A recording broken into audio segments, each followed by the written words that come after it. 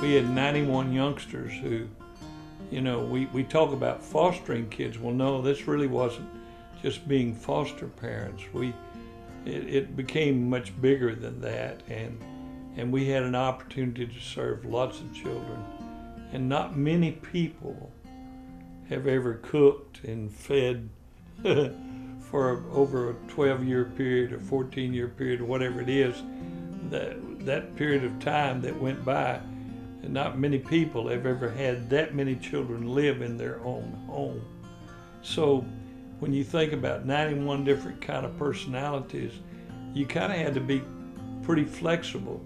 We decided we have to have a home base or a place for them all to live, and so we moved to Austin, to the hill country, and found a ranch, and we lived in the country, and the family just kind of grew from there, from one house to a group of houses, and we just had a large community of youngsters, and it evolved in such a way that the original kids had gone to college, and as they went, well, we had another group of kids that would come, and it developed into a program, and that was kind of interesting in that some of the original youngsters who had been in that program actually came back and helped us work, and they worked as relief house parents and all kinds of things. But the motive for doing it was simply just to have a place for youngsters to have a home, to have someone that they could count on, and actually live in our family and being in a family environment. And Cathy did all the hard work, and I just kind of did all the political work. But what was interesting about it was there was a rule of thumb around the place, is that you could mess with me a little bit, but you didn't dare mess with Cathy.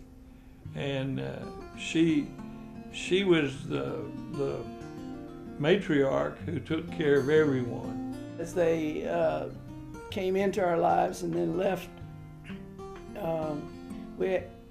we were pleased, happy that we were helping them during a certain time in their lives.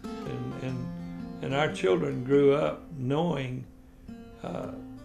you know, so many other kids, and they learned to share, of course, from day one.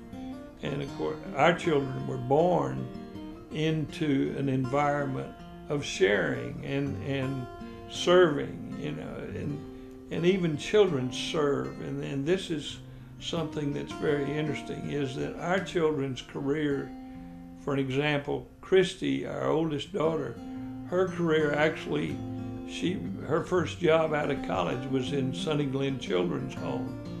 And so she kind of took on the role and became a child advocate. She became a children's home person. And even today, she works serving youngsters in New York as a responsibility directly to God, was to be a servant. And we do that in everything we do. And, you know, my friendship with Carl or all my friends at church are all based upon that same philosophy. We're friends because we know we have to serve, or we want to serve.